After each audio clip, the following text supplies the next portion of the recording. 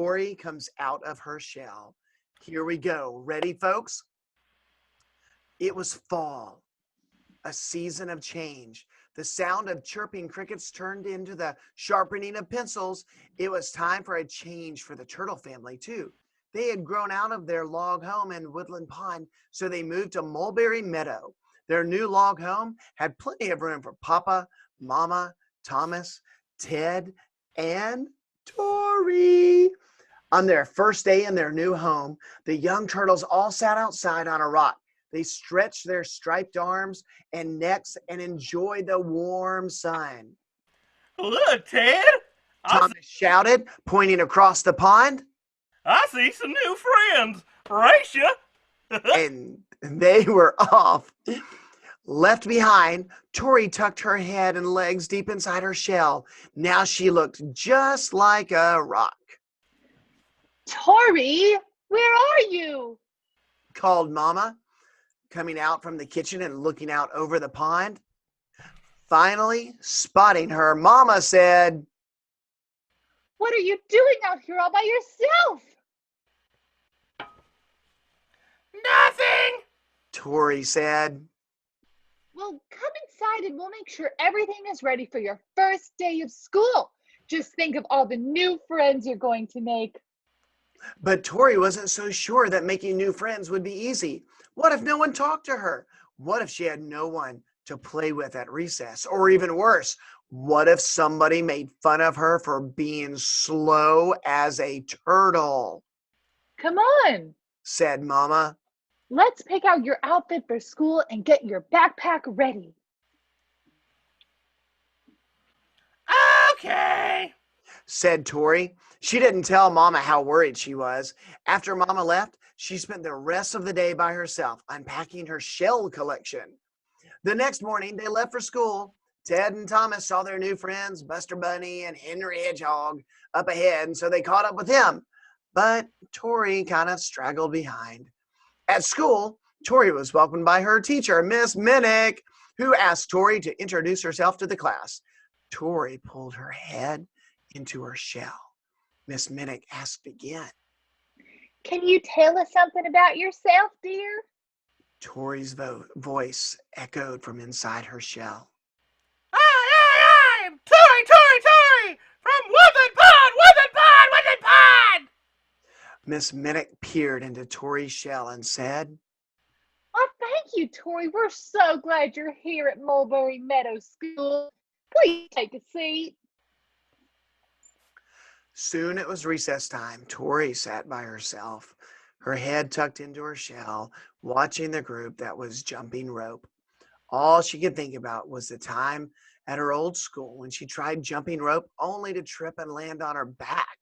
She could still hear everybody laughing as she struggled to get herself right side up. She did not want that to happen again. Miss Minnick walked over to Tori. Wouldn't you like to play with the others, dear? She asked. No, thank you. I'm fine. Said Tori, peeking out from her shell. Miss Minnick said, I know it's hard to go to a new school. When I was a kid, I moved to a new town and realized I was the only skunk. I felt so stinky, lonely. On my first day of school, the fire alarm sounded by mistake, and my worst fear was realized. Oh, no. That's right. Tori said. That's right.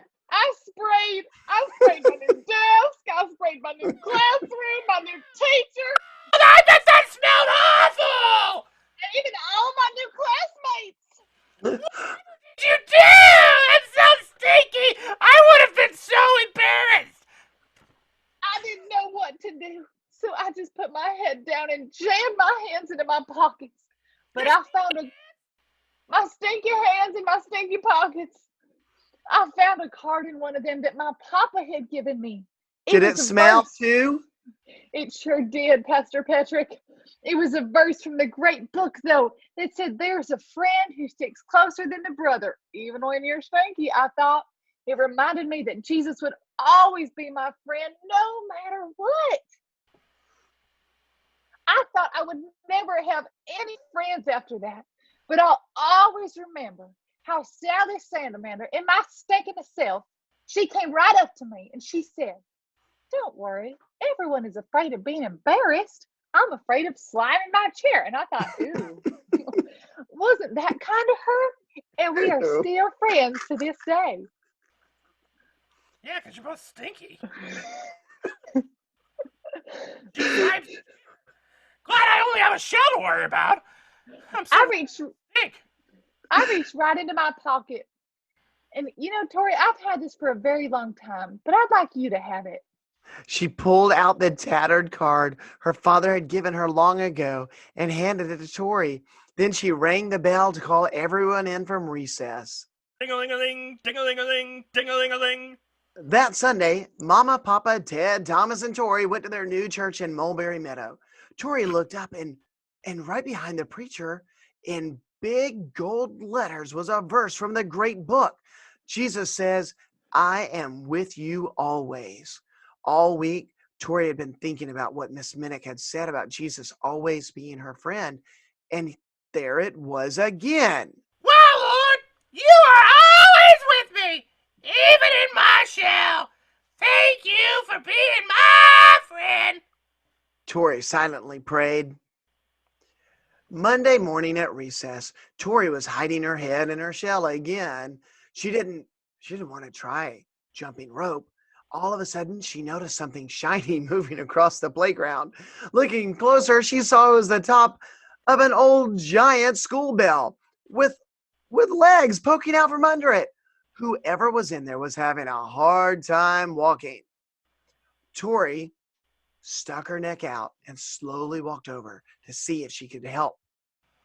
Hello? She said. Are you okay in there? The bell became completely still. Tori said it again. Hello? Are you all right? Finally, two eyes peered out from under the edge and a voice called. Yes, I'm fine. No need to worry. Are you sure? Because you've got a bell on your head and that seems weird. Tori asked. Well, maybe. You think you could lift this off of me? Kind of smells under here. I bet Miss Minnick was there. Sure. Do you need any help carrying it somewhere else? No, that's okay. I was wanting... Lifting up the bell, Tori could see that it was Gertie Gecko. What did you want? Why do you do this? It's so weird. Asked Tori. A shell like yours. Ever since I saw you in your shell during recess, I wanted one too. You wanted a shell like mine? Asked Tori, surprised. Sometimes I feel lonely and I don't know who to play with at recess. I wanted to have a shell like yours to hide in, even if it's all smelly. I mean, even if you're all by yourself in there, I bet it always feels full. So I found this bell to use, but then I got stuck. Well, if you think that's embarrassing, you should hear about the time when Miss Minnick was in elementary school and she stunk up the whole place. Woo! It was dreadful. I don't even know how she could go out in public.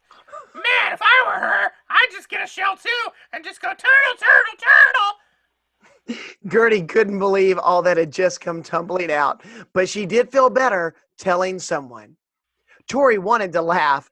Gertie did look funny under that bell, but then she remembered how it felt to be lonely. I do like to hide in my shell sometimes, but it gets awfully lonely in there. I'm finding out that hiding isn't the answer.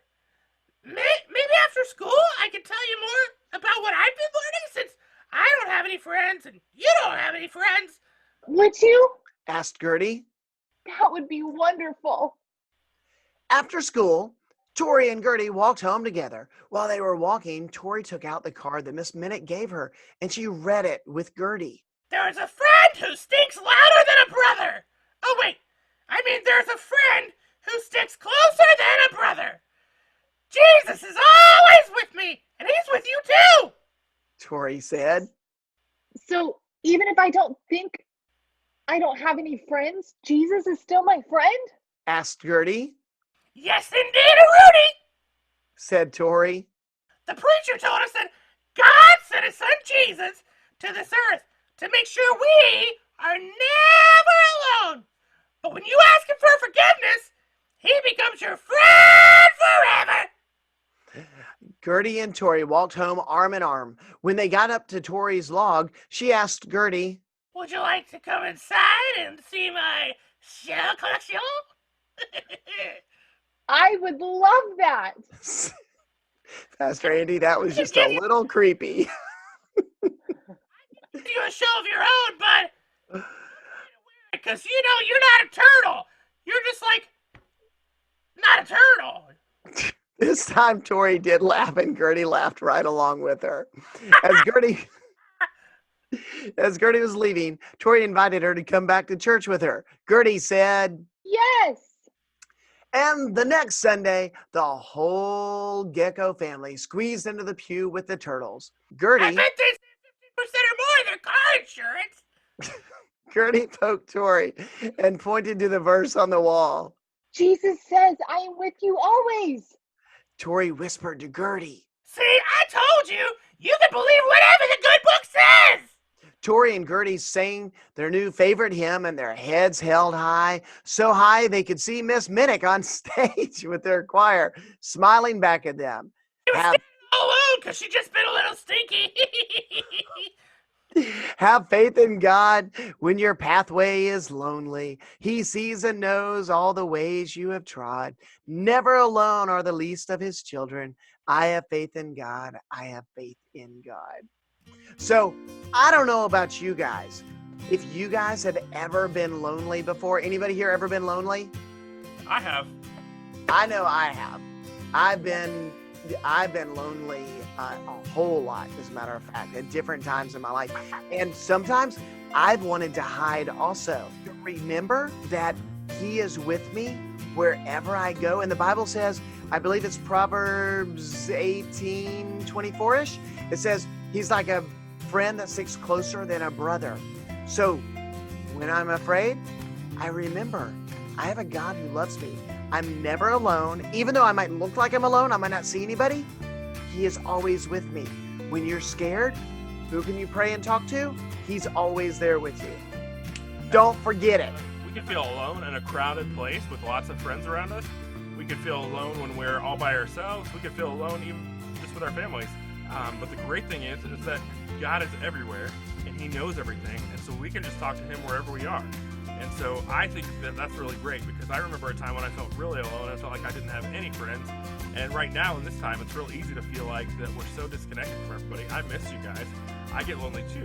But then I remember and I talk to God about it, and it really helps me a lot. And sometimes I'll call a friend and ask them to talk to me about it, and we pray together. And it's the way we can all help each other out from being lonely. I just want to share one of my favorite verses. It's from Psalm 139. It says, where can I go from your spirit? Where can I flee from your presence? If I go up to the heavens, you are there. If I make my bed in the depths, you are there. Even there, your hand will guide me. Your right hand will hold me fast. It's one of my favorite verses when I feel lonely, because no matter how alone I feel, I cannot escape God's love for me. That's one of my favorites. Thanks for letting me share.